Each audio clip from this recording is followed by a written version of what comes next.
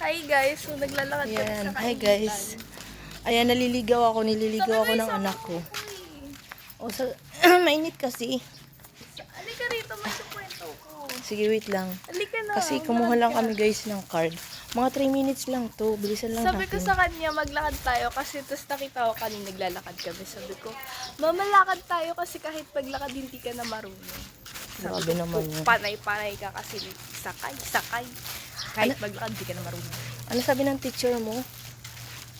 Oh, anak, sorry. Ay, sorry. Sayang hindi ka umabot ng with honors. 89. Tatawa na lang ako.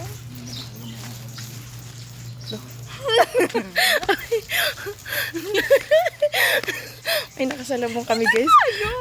May nakasalubong kami guys. Nagsasalita yung lalaki. Hindi namin maintindihan. Ano sabi niya? Aga-aga ng babadrip si kuya. Ano sabi niya? Ano sabi ni kuya? Ewan ko Ilonggo. Ayan.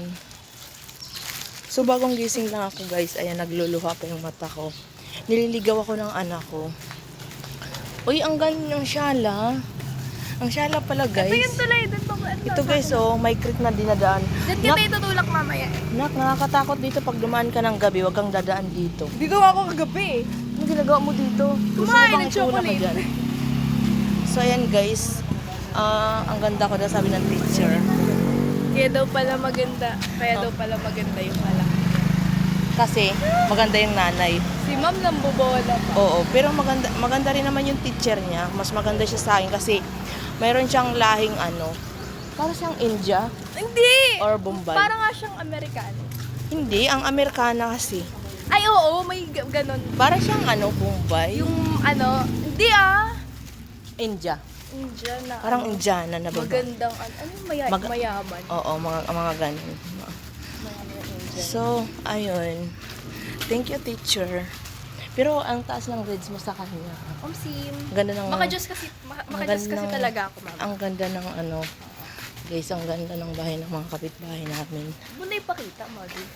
Hindi ko naman pinapakita. Talagang nadaan lang tayo sa kanila.